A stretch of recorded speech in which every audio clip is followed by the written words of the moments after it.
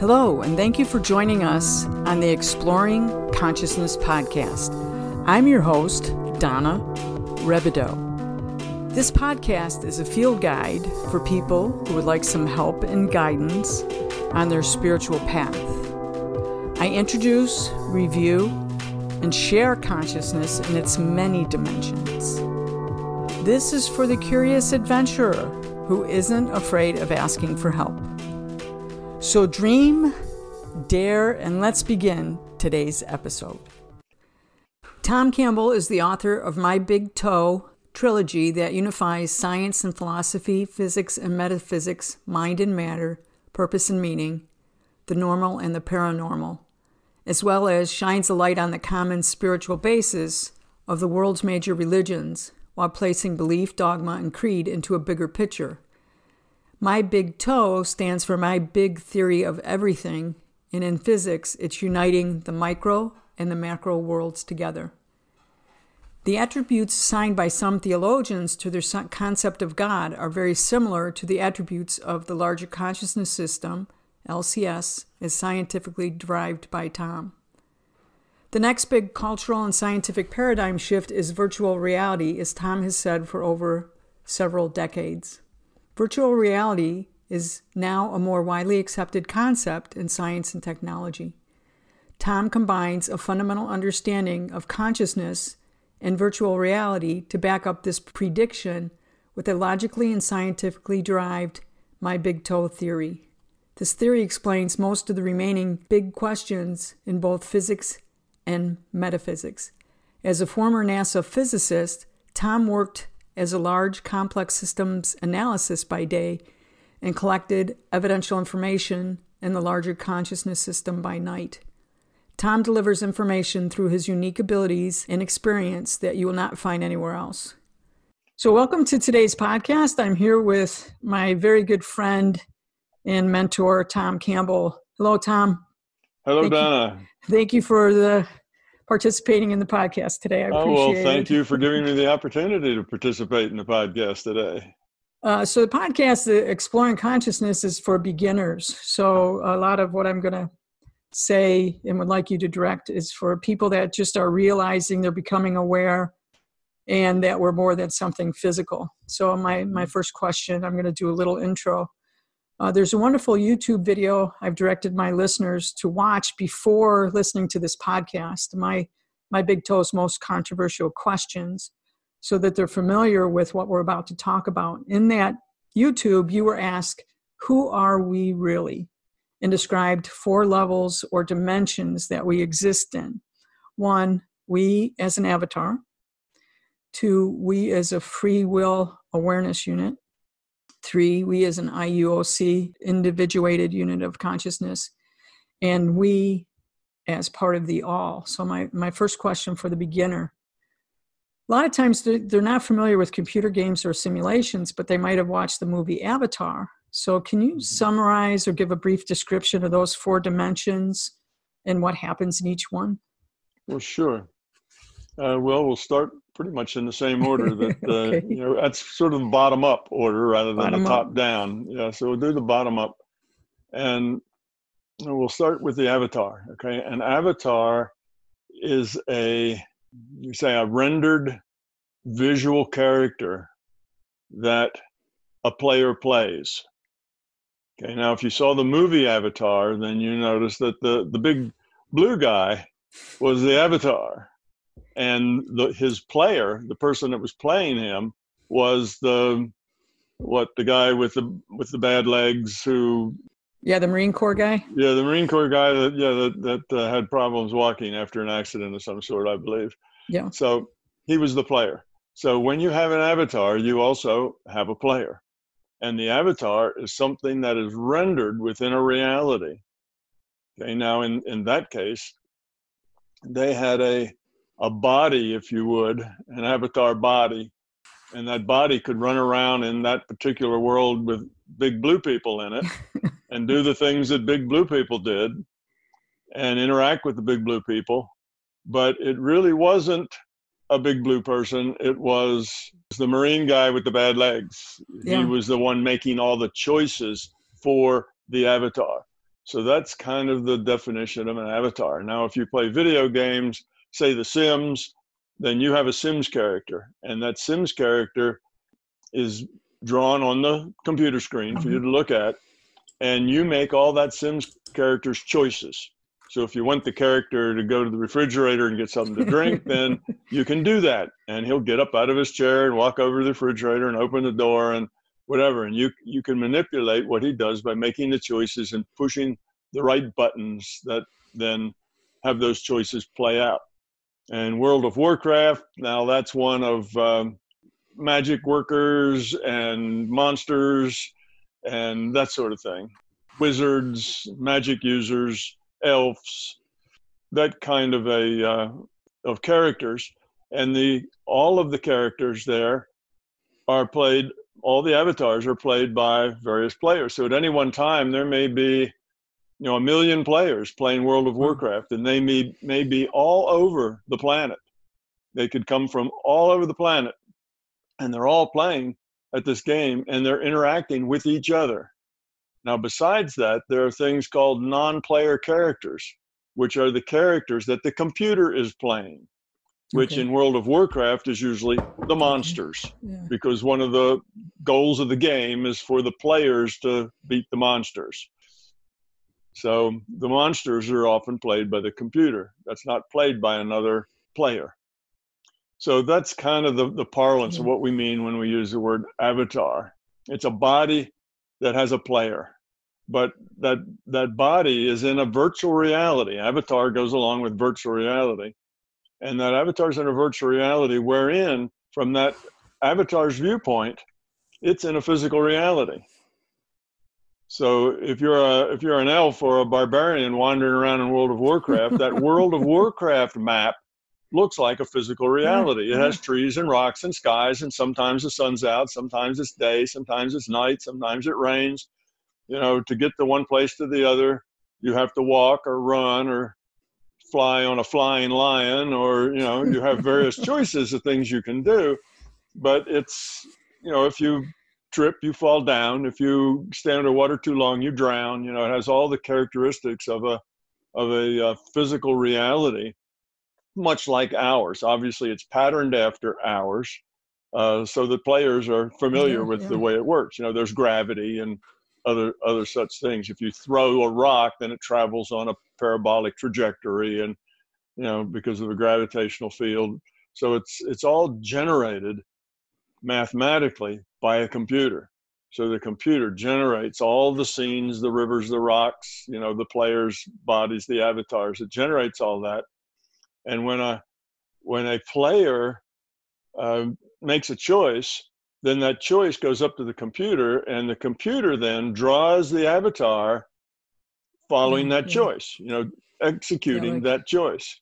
And then there may be consequences in executing that choice. You may run into another player, or you may run into a monster or something. So there's consequences. Then the computer computes the consequences of making that choice and sends it back to the player in terms of a visual of the character, turning around, doing something, and having consequences. So that's the way virtual reality works. It has a player, it has avatars. The players make the choices. Now, some interesting things about that, as long as we're trying to develop the basics so that people can follow the conversation, is that from the avatar's viewpoint, the virtual reality is like a physical reality from that viewpoint. But the computer that's computing the reality can't be inside the virtual reality. The computer computing the reality has to be outside that reality. In other words, it has to be non-physical from the viewpoint of inside that virtual reality. And the player, likewise, has to be non-physical to that virtual reality. So you couldn't have the player also being a virtual, character in the virtual reality. The player has to be outside that virtual reality. So the player has to be also non-physical from the viewpoint of inside the virtual reality.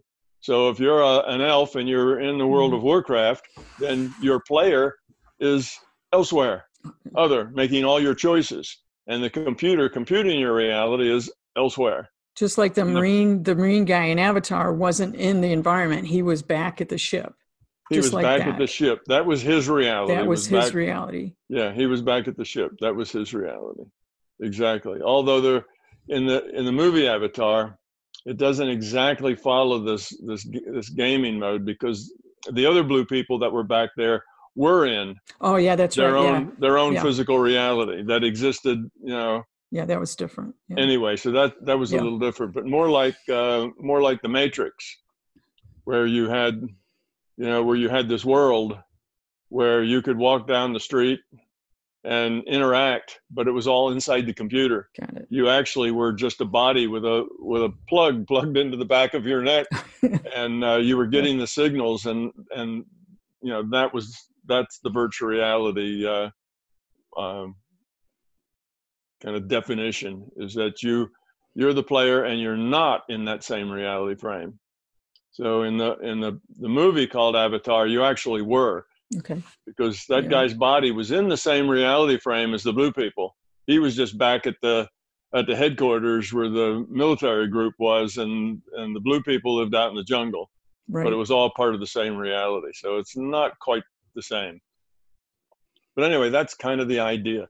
So if we have avatars and we have players, and from the avatar's viewpoint, the players in the computer are non-physical, right? That kind of sets it up. So now we move up from the bottoms up. The next step up is this free will awareness unit. And that is what I'm describing as the player. Okay, that's a chunk of consciousness, because after all, what the player does is make choices. That's all it does. It sees what's going on, see what the issues are. It has goals and things it's trying to do. Maybe it's beat the monster, or maybe it's, find money or something. And it takes chances. It makes choices to try to meet its goals. And that is the free will awareness unit. It's just a chunk of consciousness that makes free will choices. So it can choose what its avatar does within the constraints of the virtual reality. It can't make its avatar do anything. If you're a wizard in World of Warcraft, you can flap your arms, but you won't fly, because that's not part of the rule set. Wizards don't fly.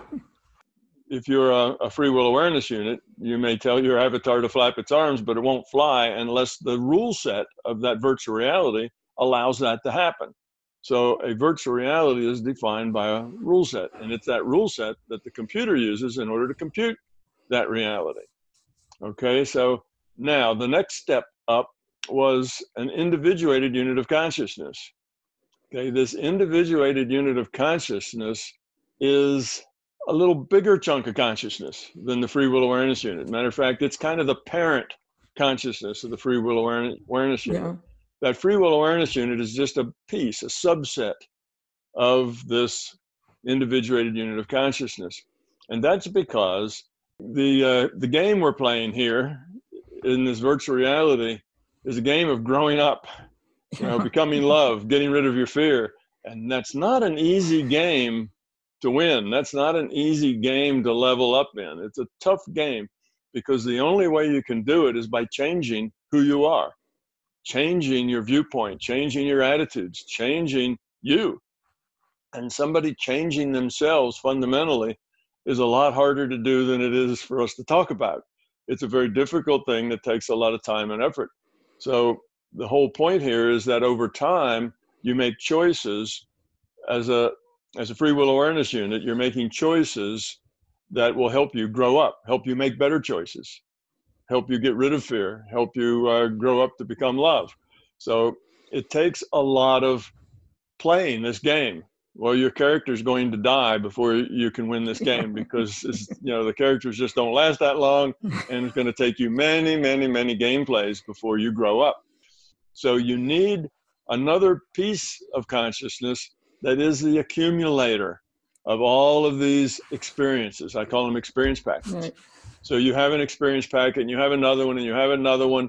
Well, the free will awareness unit is just the thing that has the experience. So now you need another thing that free will awareness unit is attached to that accumulates all those experiences and looks at all those experiences and decides what it needs to do next. where its problems are, what it has to learn, the kinds of things that needs to happen. So it's kind of the parent, if you will, the overview. Well, sometimes they call it oversoul, and then they call the free will awareness unit a soul, and then they call the individuated unit of consciousness the oversoul. There's all sorts of different terminology. I made up my own terminology because I didn't want people to come with a lot of emotional baggage based on names. Because if you use the word soul, now that sounds religious. My big toe's not religious, although it does probably, it's probably one of the bigger breakthroughs in theology, but it's not religious.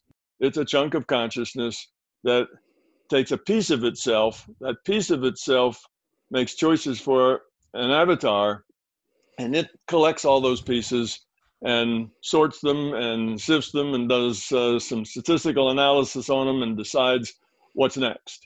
So it's kind of in charge of what do we do next. And once it figures that out, it just takes a little piece of itself, calls it a free will awareness unit, and logs it on to another avatar.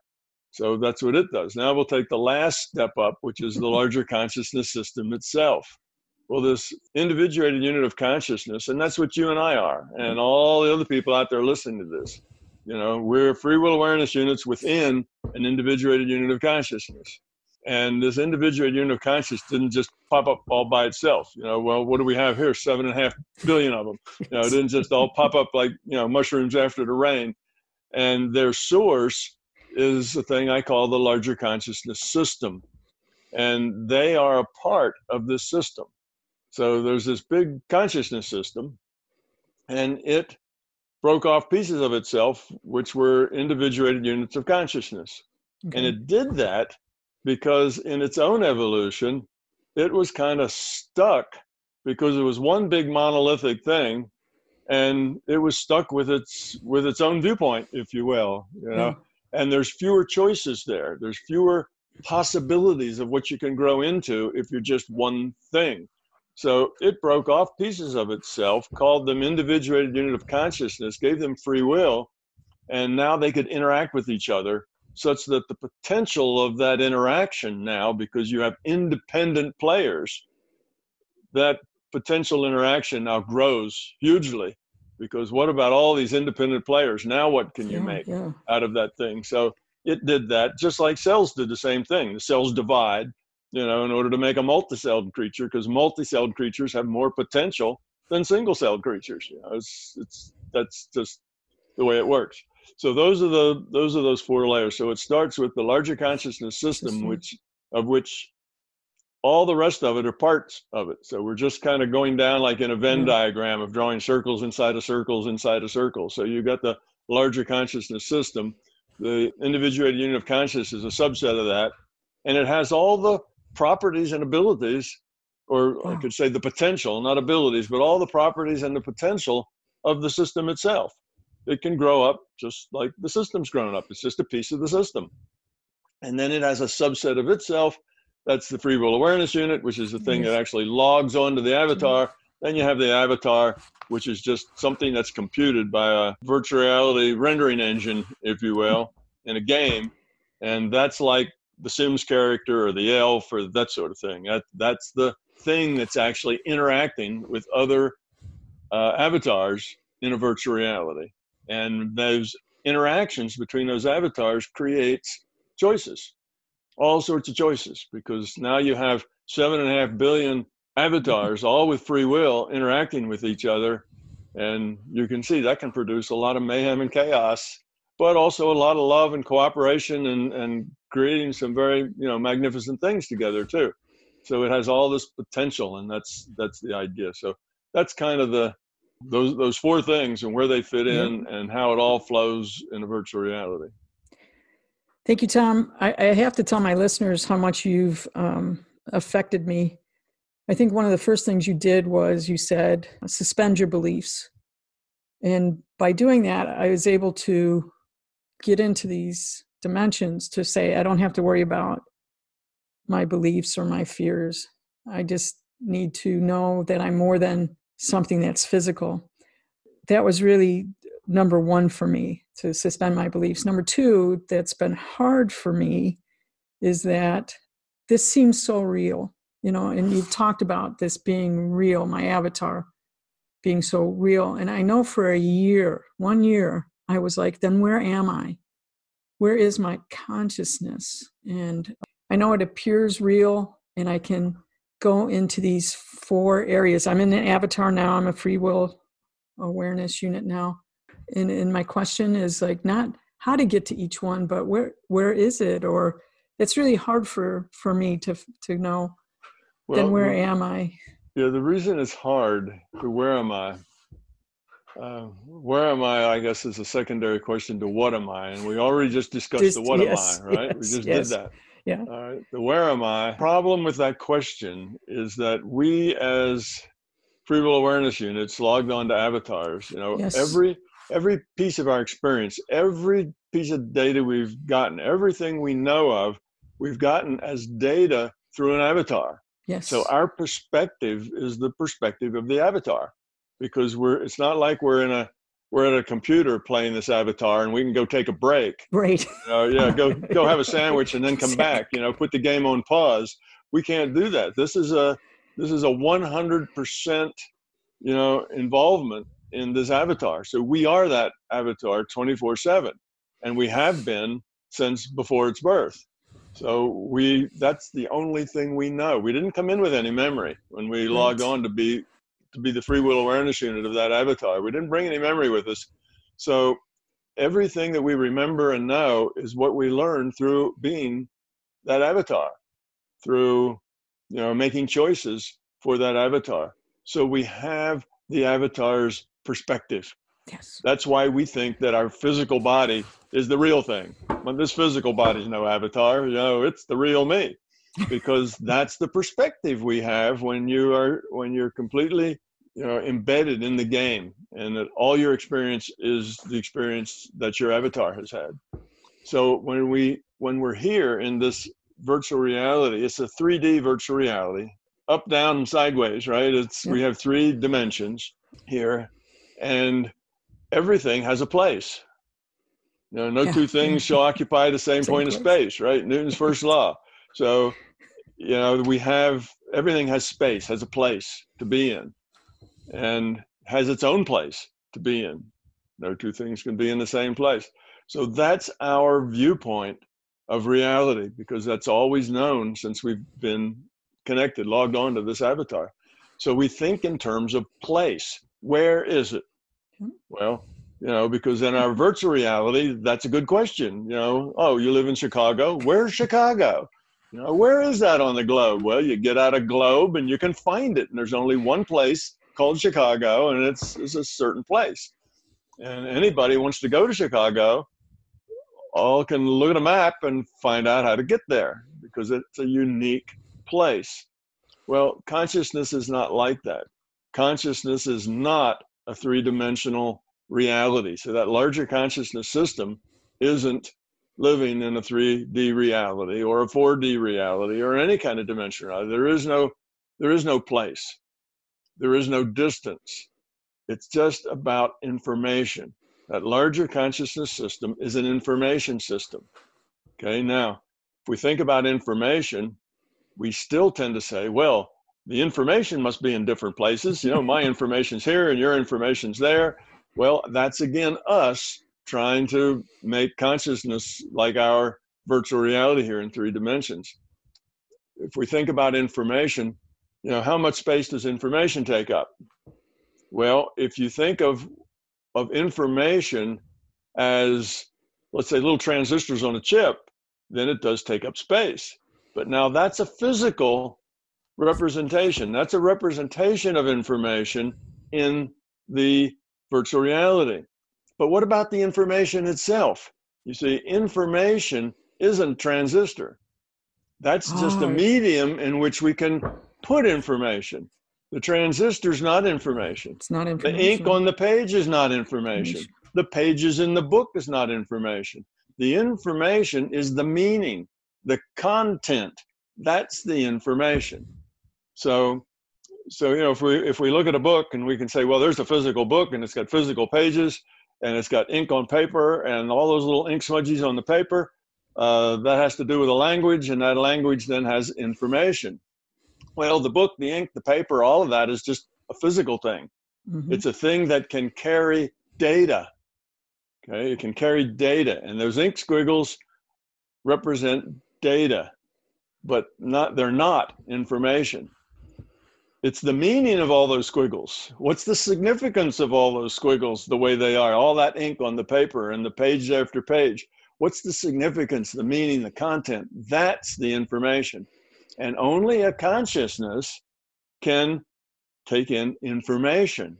A book can carry data. A consciousness can look at the data and turn that data into information by interpreting it. Okay, now that information as data can be interpreted many different ways. You take different consciousnesses, and looking at that ink in that book, they'll all come to different conclusions about its significance, what it means, and so on.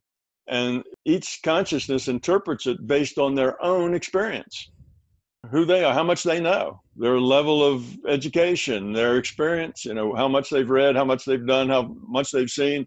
So they take what's in that book and they turn it into information interpreted in terms of their own experience base, their own knowledge, their own beliefs, their own misinformation, their own errors, they interpret into whatever it is they've got inside themselves. So the information isn't the ink, isn't the book, isn't the transistors. It's the meaning and significance of it. That's information. The rest of it just represents data. It's ways of storing data. So I can store data in transistors on a computer chip, where a transistor is either on or off, a 1 or a 0. So I'm actually storing data as binaries on this chip by millions and millions of transistors, that each transistor represents a 1 or a 0. So that's a digital way of storing information. I can write information down in a book. I take my pen and I can write it on a paper. Well, I'm storing data on that piece of paper. And I can take that piece of paper and put it in an envelope and put a stamp on it and mail it to you. And information now is traveling from me to you. And you get that letter and you open it up and you look at it. And you then translate that data that's on that paper into information, which is the meaning that it has for you.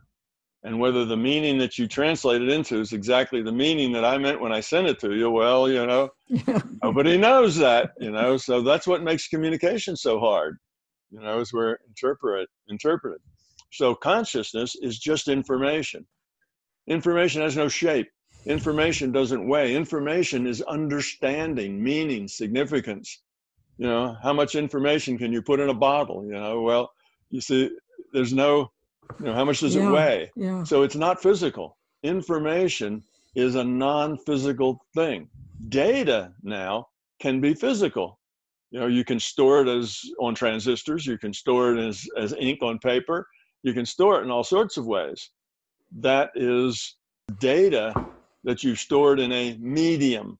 So the transistors are a medium, the paper and ink's a medium. You could put little chips in rocks or whatever they did a long time ago, pictograms, and you could do that. And that's a medium. So there is no information there till a consciousness comes in and looks at the data and interprets it. You see, so data doesn't have a where. It doesn't have a place.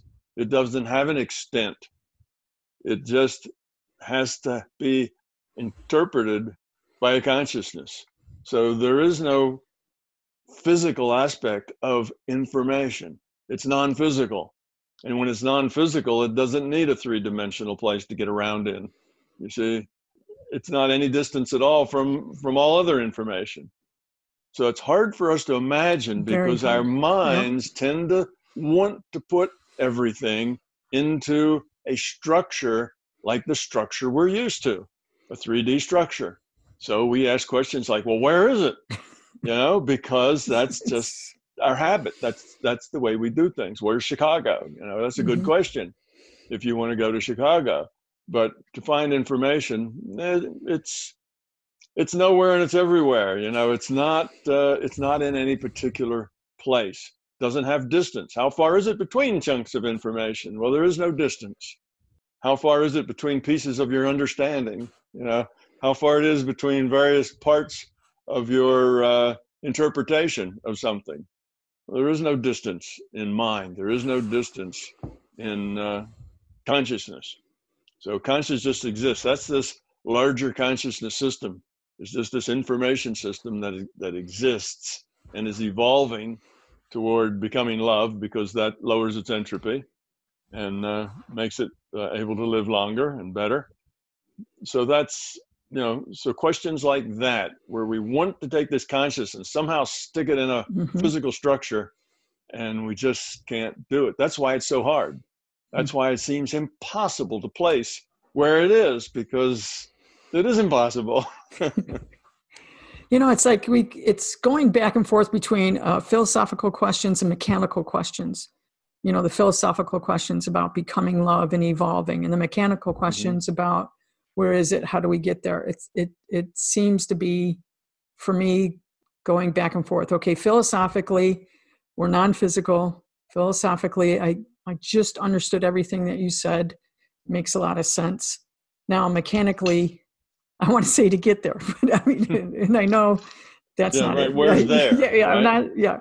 So it's, you gave us the binaural beats. I know that we can get our intellect to stop processing this reality. Well, okay. Can you talk about that for the beginner? Yeah. How do you get there? It's a mechanical thing that doesn't exist. Well, the thing is that we have to stop thinking in terms of doing, because our doing is space related. Our doing is related to this virtual reality we're in. It's got 3 dimensions. It's got a clock ticking, time's going by, and we have this world that we live in, and we do things in this world. And what we do next is at a later time than what we did before that. You see, it's just, so it's ordered by space and by time. That's the doing world. But in the world of being, it's not like that. It's just what you are. And in that being world, there really is no space. It's not a thing that you do. It's a thing that you are. So in that world of being is just you being aware of the content of your consciousness. All that stuff that you looked at and you interpreted and you tried to make sense out of it. And you are a consciousness. So the way we get to consciousness isn't by doing anything. Although we listen to binaural beats, that's something we do, but that doesn't really make it happen either. All that does is puts us in a state where it's easier for us to let go of processing physical data and doing, and get into a state where we just are, where we're just being. So that's the reason why when you talk about consciousness and you talk about other realities and so on, it's not a doing thing. It's a being thing. You get there because you are consciousness. That's how you can explore these realms, because you are consciousness. If you were just an avatar, well, you'd just be some calculations, on a hard drive someplace. You see, that's not something that actually can be. That's just an image that we look at that keeps track of who's where and what are they doing and consequences. But the consciousness is really the being behind that all. So the consciousness just is. So the whole thing enables us to do the paranormal things, the remote view, the healing, the getting data out of the databases, seeing auras, all these things that are generally, lumped under paranormal. Yeah. They're just natural attributes of consciousness. And the way you access them is to not do, but be. There is no prescription. You see, first do this, then do that, then, look at the full moon, then stand on one leg, then howl, and then when you I've done all those things. Yeah, when you've done that, then you can remote view. Well, it's not like that. There is no prescription to do them, because they are basically part of the attributes of being. They're non-physical. They're attributes of consciousness. It's data that's available within this information system. And it doesn't reside anywhere in particular. It's just available, you see. So the first step is to let go of our sense of the physical and just be. Just be. And that's the point of meditation. In meditation, they tell you to sit down, get all the thoughts out of your mind. And if a thought comes in your mind, well, set it aside. Tell it to go away. You don't want any thoughts in your mind. You want to sit there and be empty. You want to sit there with a blank mind, but you're still aware. So what are you? You're just being. You see, when you're not processing physical data, when I'm not sitting in the chair because I feel the chair pushing against me, or because I'm uncomfortable, because my leg just fell asleep, or I hear traffic outside, horns blowing. You know, if you live in a city, there's always noise around you all the time. You know, if you process all that stuff out there, now you're processing in the physical. You're processing a virtual reality that appears to be physical from your viewpoint. Whereas when you meditate, you let all that go, and you let all your thoughts go, and you just be. So that's the whole key of meditation. It gets you out of the doing loop into the being loop where you are. And now once you get there, then you can just experience. Your intention will tend to take you places. Your intention will tend to attract information to you that is in answer to your intent, you know, your questions and so on. So that puts you in a totally different space. And once you get solid in that intuitive space, we'll call that an intuitive space versus an intellectual space. Once you get solid in that intuitive space to where you're not jumping in and out of it, and you're not process it with your intellect, you're just there, then all the paranormal things just become pretty easy. It's a matter of focusing your intent to do various things, get data, you know, heal somebody, heal yourself, remote view, whatever. It's just a matter of focusing your intent, because all you're doing is picking up information from the information system called consciousness. It's that being in the zone that the athletes talk about. When you're in the zone, yeah. when you're in the an zone, artist, when you're an athlete, when you stop thinking about it. Yeah, being in the zone means you've told your intellect to sit down and be quiet. Or you can duct tape it to your back. Just bring it along with you. Yes. So that's the key. To do anything really, really well, you need to get in the zone. Yeah. Anything. Whether it's running a race, you know, throwing a rock, you know, typing on a typewriter, anything that you need to do and do it really, really well, you can do it better from being in the zone, because you stop processing your intellect about how to do it and just do it. And with practice, that just doing it now is starting to work from the intuitive side. And that's so much more precise and so much quicker and so much more connected and, coordinated and so on, that you can just do better. If you use your intellect, you're always stuck with this intellect trying to process, figure things out. Did I do that right? Okay, where's the T? Okay, it's this finger just up off the home key line, you know, up there, that's where it is. And then the E's next to it. And, you know, if your intellect has to tell you where the keys are, you'll never type very fast. Maybe if you practice a whole lot, you might get up to 10 words a minute, maybe, but that's about the limit for processing it through your intellect. You have to get in the zone to where your fingers just do whatever they need to do. You see what you're typing, and your fingers just do it without you having to tell them what to do. That's being in the zone. And that's a much more powerful, a much more productive, a much more effective way of typing than using your intellect to solve the problem of where to put each finger. Well, it's true, you know, any athlete will tell you that the difference between the guys that win and the guys that almost win is mind. It's all mental. It's attitude. It's getting in that zone and staying in that zone. That's what makes the difference between the guy who comes in first and the guy who comes in, you know, third or fourth.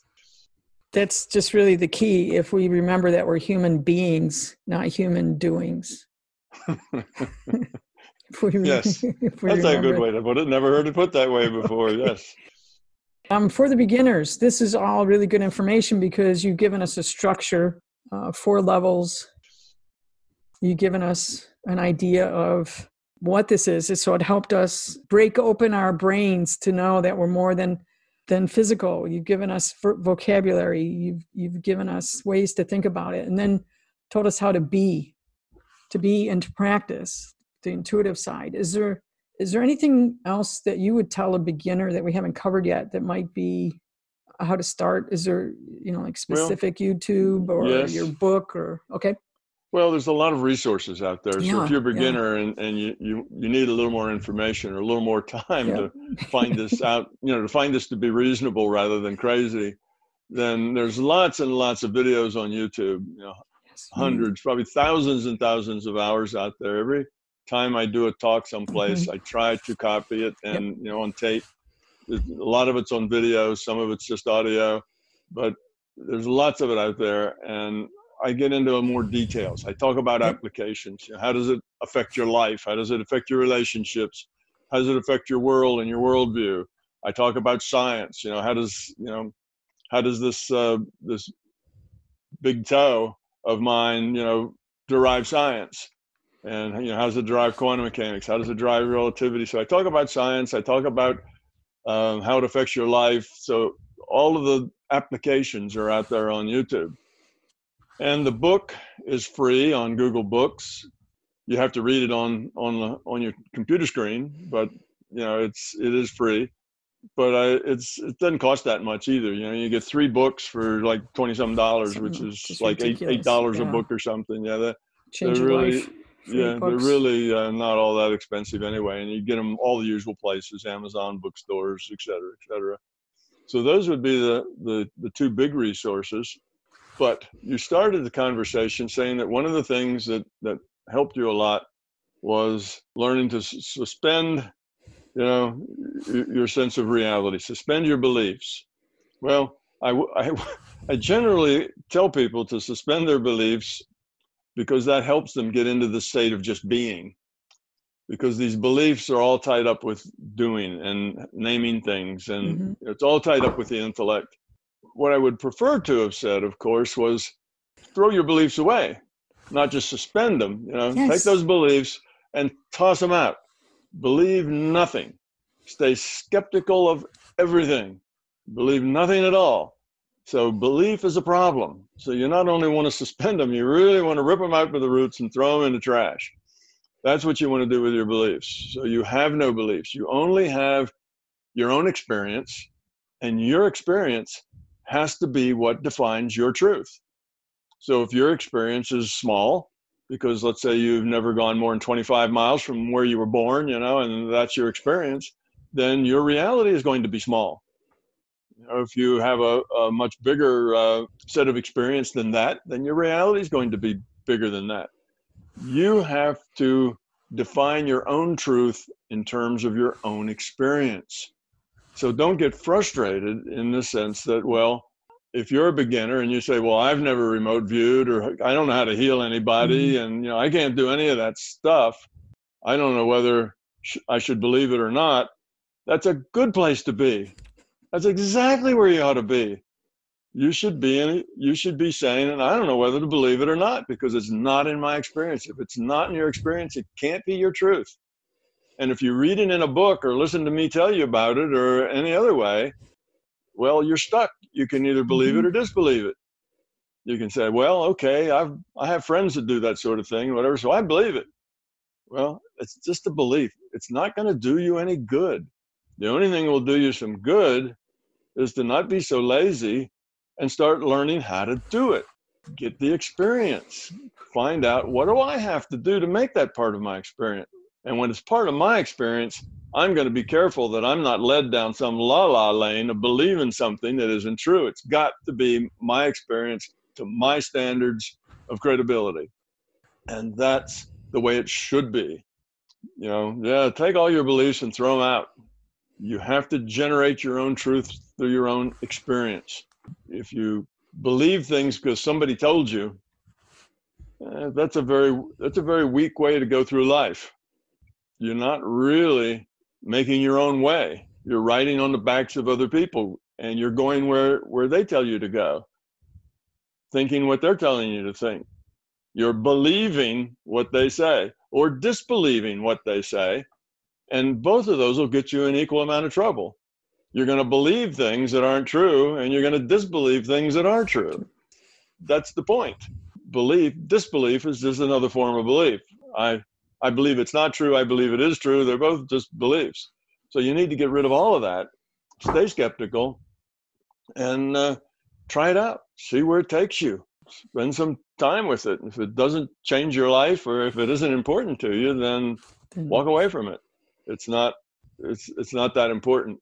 So I'd say to the beginner, in the beginning, I guess just suspend your beliefs, because if you try to let go of them, it's probably too scary. Because your life is built up on beliefs. Your whole reality is built up on these beliefs. People think, things you've read, things people have told you, things that are just part of the collective consciousness that are just out there, and we just absorb them because we're consciousness. So we absorb things out of the collective consciousness. So we have all these beliefs and attitudes and things we think are true. And to say just throw all that away would terrify most people, because that is the structure of their reality. Their reality is based mainly on belief and on fear and on ego. And it's the fear that creates the beliefs and the ego. You see, why do we believe things? Because we think it's important to know, but we don't have any experience. And we don't take the time to go find out for ourselves because we're busy. We don't have that kind of time to find out everything for ourselves. Well, you should just then remain skeptical and say, well, maybe not. I'll not believe it or disbelieve it. Maybe I'll make it a 50-50 or a 20-80 or whatever. Just give it some probability of being true or false and leave it alone until you get more experience. And if you never get any more experience, then you'll always have kind of an indeterminate attitude toward it.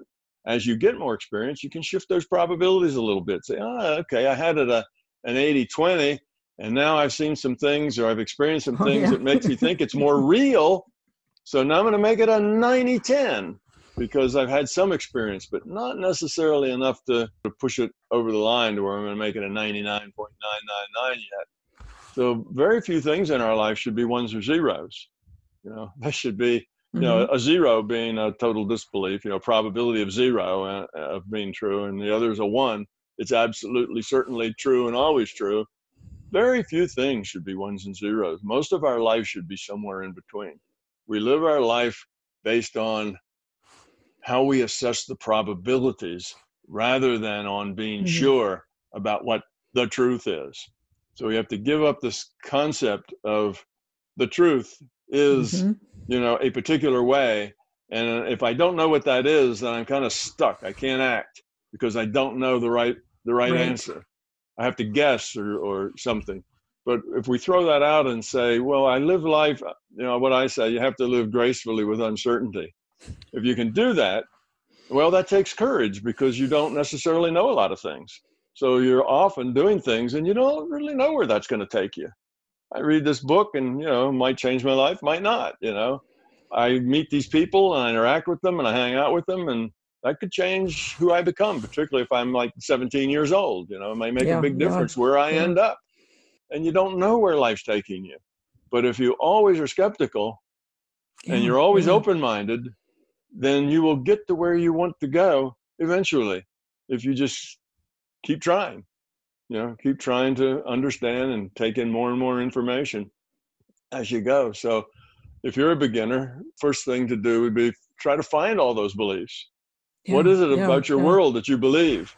Well, you probably believe that the world is entirely physical, and that if it's not physical, it's not real.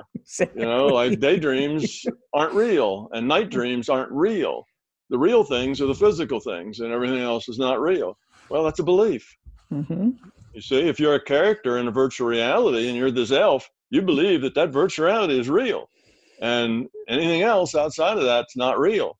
Yet the very source that computes that And the very consciousness that's making the choices has to be outside, has to be non-physical. Yep. So this idea that only physical things are real, well, then if that's the case, this couldn't possibly be a virtual reality. You see, if only physical things are real. Right. But science, quantum mechanics keeps telling us that that's not true, that materialism is not a fact. It doesn't work. It doesn't answer the mail. The things happen in quantum mechanics that couldn't happen in a physical reality. It's a probable reality. Probability and statistics is how reality works. It's not a material reality. So you have beliefs that you don't even know are beliefs. Don't even know. You think your beliefs are facts. Yeah. That's the thing about a belief. As soon as you believe it in your own mind, it becomes a fact. So now the fact that, all reality is physical is a fact in your mind. Yeah. It's not even something you need to question. Any scientist, you can ask almost any scientist and they'd agree with you. Yes, the physical world's the only world. There's nothing else real besides that. But see, that leaves a whole lot, probably about 80% of the most significant part of your life out. Absolutely. So where's this other 80% of your life? Where's the love? Where's the caring? Well, even where's the anguish? Where's all of these things that are not objective? The physical world is an objective world, but most of our life that is important to us is subjective. And all the choices we make and all the consequences we create out of that subjective world. Should I be friends with these people? Should I marry this woman or this guy? Should I have 6 children or 3 children or no children? Should I, wear my hair long or should I wear it short? All of these things are choices that we make, and they help define us. We are the sum of all these choices. And most of the choices that are important isn't what color is my car, what material is the roof of my house made out of. Those are all objective things. Those aren't the things that are really important. The stuff that's important to us are the subjective things. Relationship is almost entirely subjective. Well, relationship, to your significant other, to your children, to your parents, to your neighbors. I mean, relationship is pretty much the center of what it's all about. And none of that's objective. It's all in the subjective world. So when you say this is a material reality and only things that are objective and solid and material are real, you've just blown off the most important part of your life as not being real. All that subjective stuff, has no basis in reality. Well, that's not true. That's the important stuff. That's why we're here. That's the stuff that makes your choices and gives you the feedback and the consequences. So the stuff that's non-physical is the important stuff. If you get into this materialist viewpoint, it's not a good viewpoint, because they would say that all of that is subjective is just a hallucination. So 90% of your world and almost everything that's significant and meaning to you is just a hallucination. Wow. It doesn't mean a thing. It's all irrelevant. Forget about it. It's no consequence, not consequential. Well, we know that's not true. It's not true. It's the physical stuff that is really like the props on the stage. We're like the actors. The actors are important. And the storyline that the actors are playing out, that's important. But the props on the stage, well, they're nice. They set the scene. I mean, they're part of it. Yeah, we need a physical reality, this virtual reality to live in, because it sets constraints and gives us rules and so on. That's nice. Yeah. But that's not really the crux of what's going on here. And that's not really what's important. It's necessary to give us context to our interactions, but it's not fundamental. It's not the stuff that's most significant. So once you kind of realize that, you realize, reality really is bigger than just the physical. And that you realize I'm consciousness. Consciousness is an information system. Information isn't physical. Information is at the core of everything.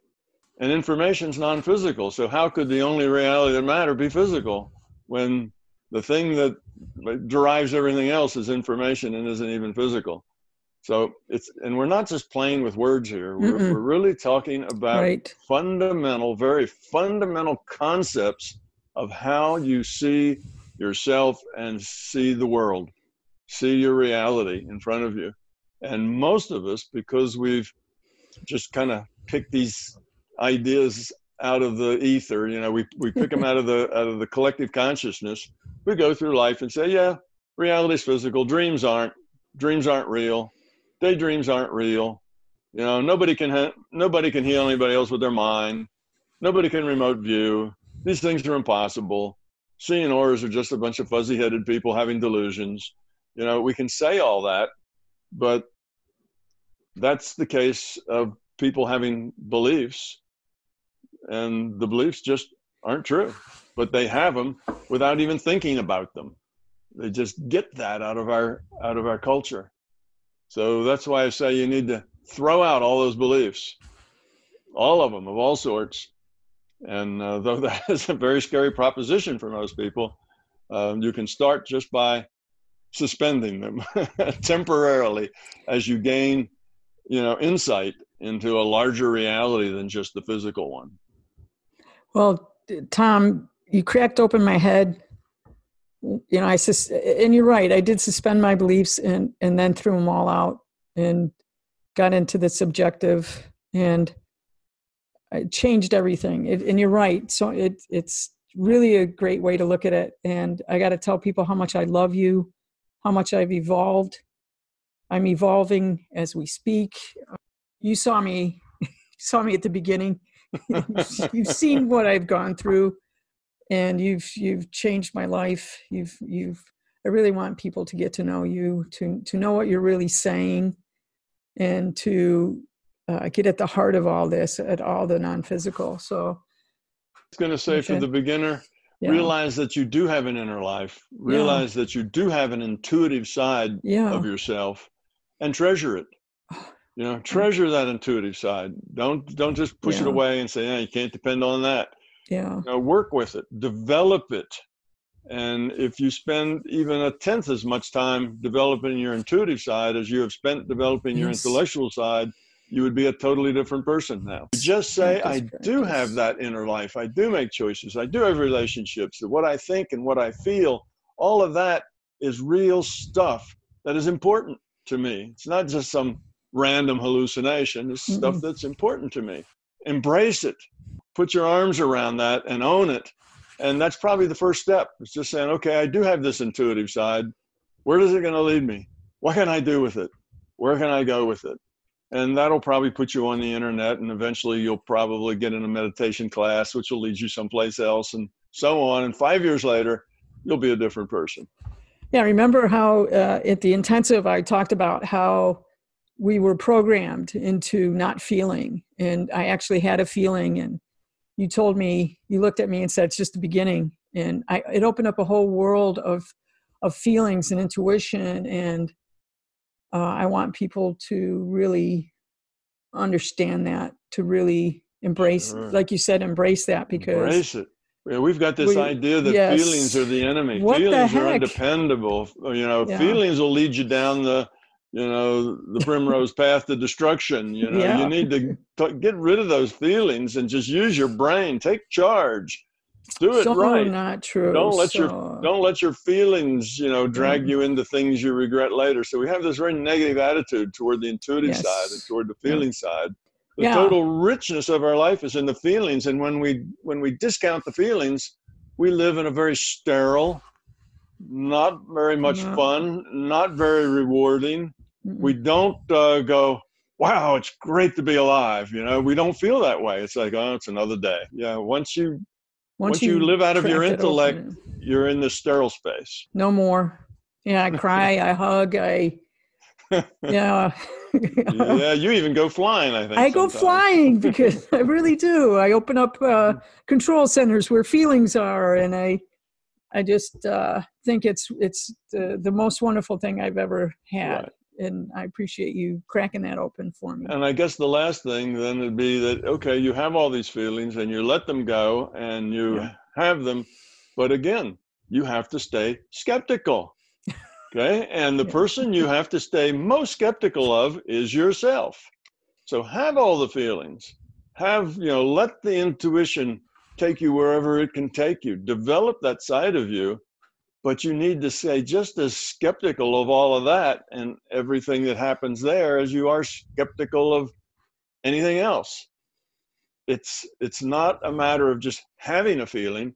It's a matter of saying, how is that feeling useful? Correct. What can I do with that feeling? Yes. How does that feeling help me grow? How does it build a better me?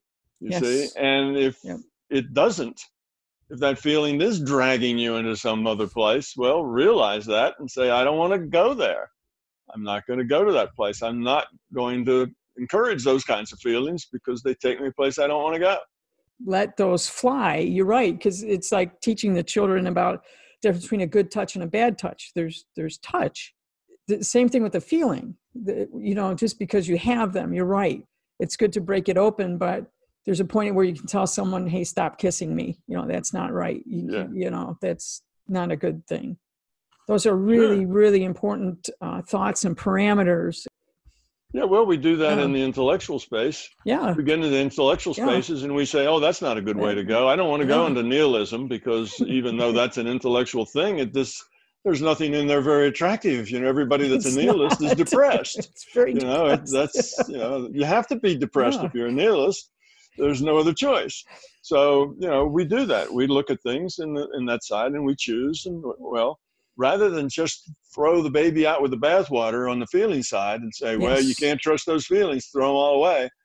We just have to grow ourselves, our ability to distinguish and to compare and so on in the feeling space, just like we do in the intellectual space. So it's not that, forget everything, anybody ever told you, just go feel your life. And that's I could do that. That's not the way to success. But to not feel your life at all is not your way to success either. You need to be balanced. Yes. You need to have both. You need to have a sound, rational component, and you need to have a sound feeling component. And you need to know good feelings from bad feelings. And the only way you know them is to experience them. To have them. To have them, deal with them, see where they take you. And eventually you'll become as mature and grown up on the feeling side as you are over on the intellectual side. And you'll find that intuitive space has a lot of other parts of reality to it. It's not just limited to the physical side, whereas that intellectual space is pretty well limited to the physical side because it's limited to language. Our intellect speaks in terms of language. Language was developed to describe the physical. So when you're thinking intellectually, you're thinking in language, and language, gives you a lot of freedom, but it also, there's things that language can't explain. There's things that language doesn't describe. Language is about the physical reality. It was developed, it was made, it was created. We've created it to explain the physical world to each other. But when we get over to the feeling and intuitive side, we don't have many words for that. Yeah, I had this feeling, but I can't explain it to you. You see, we're kind of left in a space with very few words and very few explanations, and that's because it's not an intellectual space. When you take the intuitive side and try to slice it and dice it down into little chunks of intellectual content, it all falls apart. That's not what it's about. It's a more holistic, a more intuitive space, not a space that is naturally reducible to its logical bits. That says words are thieves, and they're thieves. They can't do it. No, they don't. So there's a lot of reality that really you don't have words for. Yep. But you have to live it, not ignore it. Yep. And eventually, with time, it's not so much that the words are important, but you do understand those feelings, and you know what they're connected to, and you know where they'll take you, and where they won't take you, and how you can use them. And you suddenly become literate and aware in the intuitive side, just like you become literate and aware over on the physical side, on the intellectual side. So you need to become literate and aware in the intuitive side as well. And when you do, you'll find that all these paranormal things are just perfectly normal. They're not para anything. They're just part of being conscious and being aware in the intuitive side of a person. So we in the West are very unbalanced. We've got this, we spend all of our life honing our intellectual side and denying that we even have an intuitive side. So we're super out of balance, and we need to get that more in balance. Now, we don't want to be all intuitive side, no intellect either. Right. That's just as out of balance and just as dysfunctional. You need to be extremely right-brained and extremely left-brained both at the same time. You need to really develop both sides of you, and now you're a whole person, and your reality is so much bigger because the intellectual side can only take you so far. Your side takes you the rest of the way. And beginners need to know that, how much bigger it is. And I love what you talk about, the big picture. We're not, like you said, if you only live and don't go 25 miles outside of your radius. And what we're doing here is we're just ripping it open. Yeah. And when you do that, you do have to come with balance. And I love that. Absolutely. You come with balance, and you come with skepticism. Come with skepticism. Exactly. Open and skeptic. Yeah. Everything's balanced. Has to prove itself to you through your own experience. My experience. So even though, Tom, you're my mentor and my guide, and I appreciate that. And I love that you say, but it has to be Donna's experience. It has to be. That's why I'm part of the larger consciousness system. Why the larger consciousness system created me, Donna, to have a Donna experience, not me, Donna, to have Tom's experience. Absolutely. Absolutely. I love that. Yeah. Yes, that's absolutely necessary. So you see, I don't have anything to sell. I'm not trying to convince anybody of anything. I just have something to give. Yes. Which is a different way of seeing reality. But it's not selling anything. It's not, well, you need to believe these things, and you need to go this, and you need to do this kind of meditation, and then you need to learn that. It's not about that. There's nothing to sell. There's just something to give.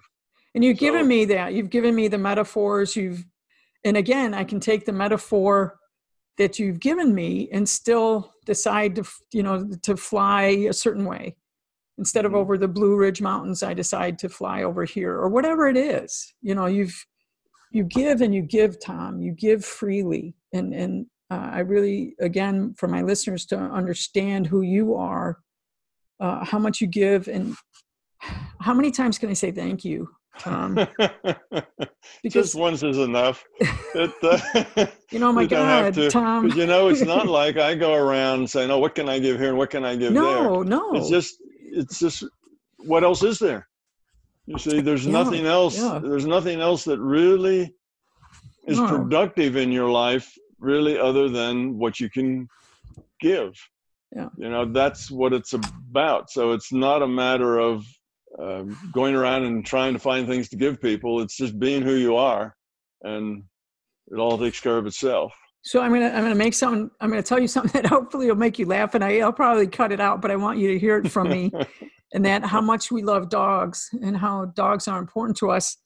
And I was telling someone, I go, if there was a model of a perfect human being, and I don't mean that you're perfect. I just mean if you had someone that's balanced, someone that's congruent, someone that isn't selling anything, it would be you. So I said, Tom is best in show.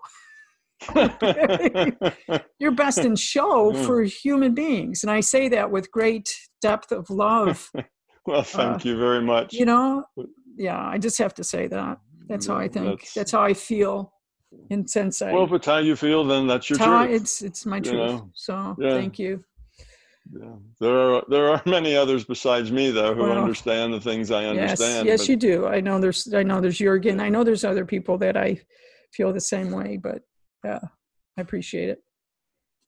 Tom, thank you for your time, your insights, your thought, your giving.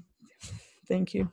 You're welcome. Well, this has been fun, and hopefully we have helped a whole lot of beginners. Oh my gosh! Somewhere.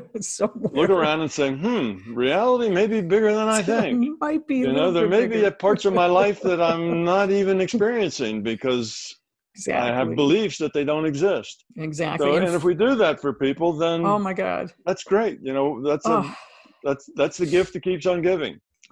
Yes. So if we accomplish that, then we've done really good work. And I appreciate you giving me the opportunity to be a part of being able to do that. So thank you too. All right. Thank you, Tom. Thank you so much. I love you. Love you too, Donna. All right. Until the next time. Until the next time. Thanks, buddy. Okay. Bye.